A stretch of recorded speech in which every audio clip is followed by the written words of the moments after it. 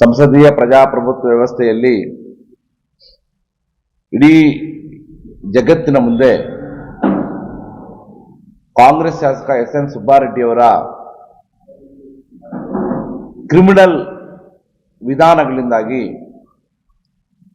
ಬಾಗೇಪಲ್ಲಿ ಕ್ಷೇತ್ರದ ಜನತೆ ಮತ್ತು ಜಿಲ್ಲೆಯ ಜನತೆ ತಲೆ ತಗ್ಗಿಸ್ತಕ್ಕಂಥ ಒಂದು ಕೆಲಸವನ್ನು ಮಾಡಿದ್ದಾರೆ. ಅದರಲ್ಲಿ ಪ್ರಮುಖವಾಗಿ ಶಾಸಕರಾಗಿದ್ದಂತಹ ಎಸ್.ಎನ್. ಸುಬ್ಬಾರೆಡ್ಡಿಯವರು ಅವ್ರ ಮುಖವಾಡ ಬಂದಿದ್ದು ಸಮಾಜ ಸೇವಕರು ಅಂತ. ಅದುವರೆಗೂ ಕೂಡ ಬಾಗೇಪಲ್ಲಿ ವಿಧಾನಸಭಾ ಕ್ಷೇತ್ರದಲ್ಲಿ ಹಿರಿಯರಿದ್ದಾರೆ.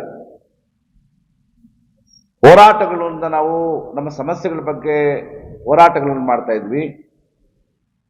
ಇಡೀ ಬಾಗೇಪಲ್ಲಿ ವಿಧಾನಸಭಾ ಕ್ಷೇತ್ರದಲ್ಲಿ ಅತ್ಯಂತ ತುಳಿತಕ್ಕೆ ಒಳಗಾಗಿರ್ತಕ್ಕಂಥ ಜನ ಸಮುದಾಯಗಳನ್ನು ಸಂಘಟನೆ ಮಾಡಿ ಅಂದಿನ ಕಮ್ಯುನಿಸ್ಟ್ ನಾಯಕ ಆದಂತಹ ಮಾಜಿ ಶಾಸಕರು ಆಗಿದ್ದಂತಹ ಕಾಮ್ರೇಡ್ ಡಿ.ವಿ. ಶ್ರೀರಾಮರೆಡ್ಡಿ ಅವರ ನಾಯಕತ್ವದಲ್ಲಿ ನಾವು ಜನರನ್ನು ಸಂಘಟನೆ ಮಾಡಿ ಒಂದು ಸರಿಯಾದ ದಿಕ್ಕಿನಲ್ಲಿ ರಾಜಕಾರಣವನ್ನು ತಗೊಂಡು ಹೋಗ್ತಾ ಇದ್ದಂತ ಏಕೈಕ ಕ್ಷೇತ್ರ ಬಾಗೇಪಲ್ಲಿ ವಿಧಾನಸಭಾ ಕ್ಷೇತ್ರ ಆಗಿತ್ತು. ಆವಾಗ ಹಣಕ್ಕೆ ಓಟ್ ಇರಲಿಲ್ಲ. ಅವತ್ತು ಕಾಂಗ್ರೆಸ್ ಅವರು ಹೆಂಡ ಸಾರಾಯಿ ಹಂಚ್ತಾ ಇದ್ರು. ಅದಕ್ಕೆ ಜನ ಕೂಡ ಅಷ್ಟು ಇದು ಕೊಡ್ತಿರ್ಲಿಲ್ಲ. ಆದರೆ ಇವತ್ತು ಸಮಾಜ ಸೇವೆ ಹೆಸರಿನಲ್ಲಿ ಎಲ್ಲವನ್ನು ಅನಧಿಕೃತ ಇರ್ತಕ್ಕಂಥ ಅಧಿಕೃತವನ್ನಾಗಿ ಮಾಡಿ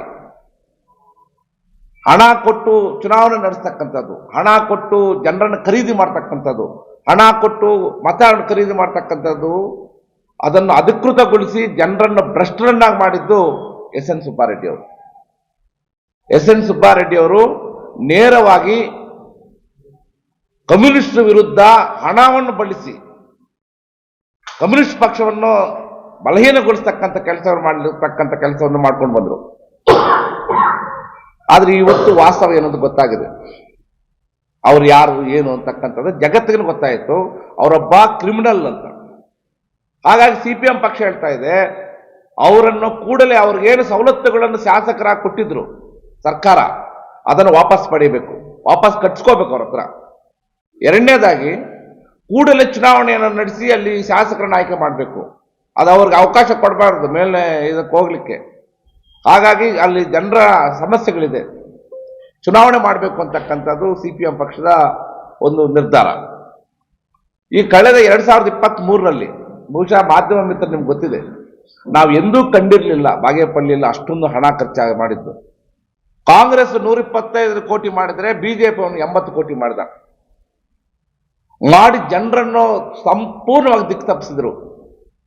ಅದುವರೆಗೂ ಹೋರಾಟಗಳ ಮುಖಾಂತರ ಮೌಲ್ಯಗಳ ಬಗ್ಗೆ ಅರಿವಿದ್ದಂತಹ ಜನರನ್ನು ಹಣ ಅವರ ಬಡತನವನ್ನೇ ಬಂಡವಾಳ ಮಾಡಿಕೊಂಡು ಅದರಲ್ಲಿ ಪ್ರಮುಖವಾಗಿ ಮಹಿಳೆಯರಿಗೆ ಓಂ ಶಕ್ತಿ ಕಳಿಸ್ತಕ್ಕಂಥದ್ದು, ತಿರುಪತಿ ಕಳಿಸ್ತಕ್ಕಂಥದ್ದು, ಧರ್ಮಸ್ಥಳಕ್ಕೆ ಕಳಿಸ್ತಕ್ಕಂಥ ಕೆಲಸವನ್ನು ಈಗ ಏನು ಪಿಟಿಷನರ್ ಹಾಕಿರ್ತಕ್ಕಂಥ ಮುನ್ರಾಜು ಮಾಡ್ದ, ಸುಬ್ಬಾರೆಡ್ಡಿನೂ ಮಾಡ್ದ. ಇಡೀ ಭ್ರಷ್ಟರನ್ನು ಮಾಡಿ ಅವ್ರು ಟಾರ್ಗೆಟ್ ಮಾಡಿದ್ದಾರನ್ನು ಯಾರೋ ವೋಟ್ ಬ್ಯಾಂಕ್ ಅನ್ನು, ಕಮ್ಯುನಿಸ್ಟ್ ವೋಟ್ ಬ್ಯಾಂಕ್ ಅನ್ನು. ಅದಕ್ಕೆ ಅವ್ರು ಬಳಸಿದ ತಂತ್ರ ಏನು? ಕ್ರಿಮಿನಲ್ ತಂತ್ರ. ಕೊನೆ ದಿವಸ ರಾತ್ರಿನೇ ನಾವು ದುಡ್ಡು ಹಂಚಲ್ಲ ಅಂತಕ್ಕಂಥದ್ದು ಅವ್ರು ಸ್ಪಷ್ಟವಾಗಿ ಗೊತ್ತಿದೆ. ಸೊ ಆಗಿರುವಾಗ CPM ಪಕ್ಷದ ಅಭ್ಯರ್ಥಿನೂ ಮಾರಾಟ ಆಗಿಬಿಟ್ಟಿದ್ದಾರೆ. CPM ಪಕ್ಷನೂ ಈಗ ಇದರಲ್ಲಿಲ್ಲ ಅಂತೇಳಿ ಇದೇ ಸುಬ್ಬಾರೆಡ್ಡಿ ಅವರ ಟೀಮು ಹಳ್ಳಿಗೂ ಅಪಪ್ರಚಾರ ಮಾಡಿ, ಇದೇ ಮುನ್ರಾಜು ಅವರ ಟೀಮ್ ಹಳ್ಳಿಗೂ ಅಪಪ್ರಚಾರ ಮಾಡಿ ನಮ್ಮ ವಿರುದ್ಧ ದೊಡ್ಡ ಮಟ್ಟದಲ್ಲಿ ಪಿತೂರಿ ಮಾಡಿ ಇವರು ಕ್ಷೇತ್ರದಲ್ಲಿ ಮತಗಳನ್ನು ಹಾಕಿಸ್ಕೊಂಡ್ರಲ್ಲ, ಅದರ ಪಾಯಸ್ಥಿತಿ ಏನಾಯಿತು ಅಂತಕ್ಕಂಥದ್ದು ಈ ರಿಸಲ್ಟ್ ಇಂದ ಗೊತ್ತಾಗಿದೆ. ಒಬ್ಬ ಮುನ್ರಾಜುಗೆ ಅರ್ಜೆಂಟಾಗಿ MLA ಆಗ್ಬಿಡ್ಬೇಕು. ಇದೇ ಮುನ್ರಾಜು ಬಾಗೇಪಲ್ಲಿಯಲ್ಲಿ ರೈತರ ಬಗ್ಗೆ ಒಂದು ದಿವಸ ಮಾತಾಡಲಿಲ್ಲ, ಜನಸಾಮಾನ್ಯರ ಬಗ್ಗೆ ಒಂದು ದಿವಸ ಮಾತಾಡಲಿಲ್ಲ, ಯಾವುದೇ ಒಂದು ಇದನ್ನು ಜನರ ಬಗ್ಗೆ ತಲೆ ಕೆಡಿಸ್ಕೊಳ್ಳಲ್ಲ. ಅರ್ಜೆಂಟಾಗಿ MLA ಆಗಬೇಕಾಗಿತ್ತು. ಈಗ ಇದ್ರ ಮೇಲೆ ದೂರ ಹಾಕಿದ.